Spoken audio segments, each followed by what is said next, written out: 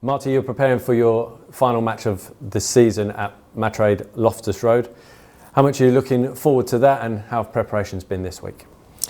Yeah, important to finish in a good way, and I think all the players are training according to trying to give a good performance to our fans, especially because perhaps the last game at home was a bit disappointing, and all of us, we want to give them something back after the great support they gave us this season, and we want to finish in a good way, hopefully as good as it was last season, the last game at home, with acknowledging that we play against a very good team as it's Burnley, but we're going to try our best, and I'm sure that we're gonna respond in a positive way after the last performance.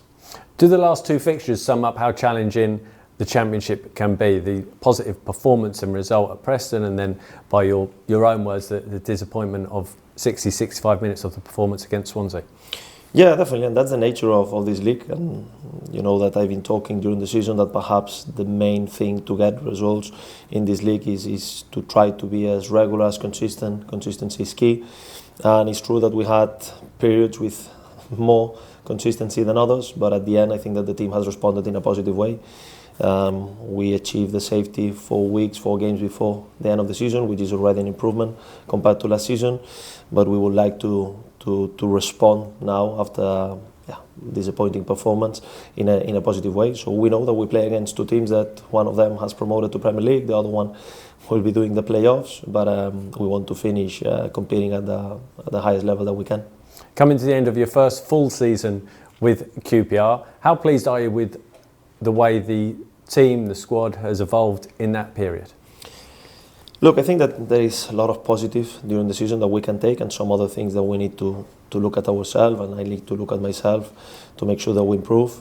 For me, perhaps the main positive is the fact that a lot of young players, not only new signings, but as well players coming from the academy, we can consider them established already, players that are picking very important experience in a championship level, and that I'm sure that the best is yet to come for them, so they will be very important in the future for QPR.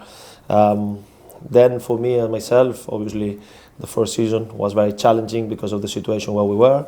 This season it has been definitely challenging because of the start, because of the injury crisis that we suffer, but still I'm a big believer that this team developed, because the mentality and the resilience that we show to get through all of this is something to highlight. In my career, in Norway, in Spain several times, every time I've been 4 or 5 years in the same club, the third season has been always very good. So that's why I'm very, very positive about the foundation. And I know that it has been a lot of speculation during the week, but the reality is that I'm a coach under contract that I'm building for the future of the club, and my intention is to keep working for the club as good as I can every day until the last minute I'm here. And that will all be put to the test against a Burnley side who have been phenomenal this season. Firstly, what have you made of Burnley? Yeah, first of all, congratulations to them, because they have done an amazing job in a very competitive league. I think it was a very interesting fight between them, Sheffield United, Leeds at the top of the table, but the table doesn't lie, fully deserved, and congratulations for them. And now we would like to perhaps change a little bit that mood for them and try to get a win to finish the year at home in a good way. But it's a very good team. It's a team that got the quality to build up, that they got the quality to run and counter, that they got a fantastic record out of possession. Defensively, they have been conceding very few goals, impressive numbers, and credit to Scott Parker and all his staff.